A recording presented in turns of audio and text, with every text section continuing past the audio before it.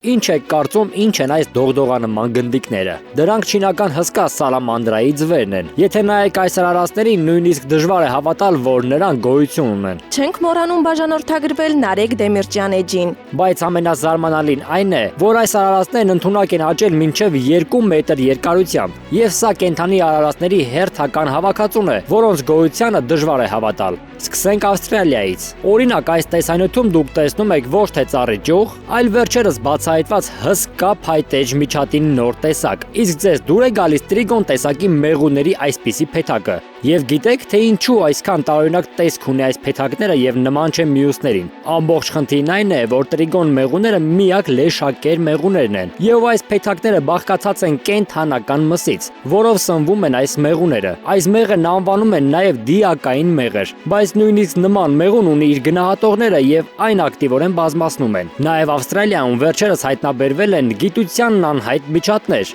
այլ մոլորակայինի գանգի տեսքով։ Իսկ դուք ինչ եք կարծում, դեռ շատ անհայտ տեսակի կենդանիներ կան, թե գրեթե բոլորը բացահայտվել են։ Գրիր մեկնաբանություն։ Չենք մոռանում բաժանորդագրվել Նարեկ Դեմիրճյան էջին։ Շնորհակալություն։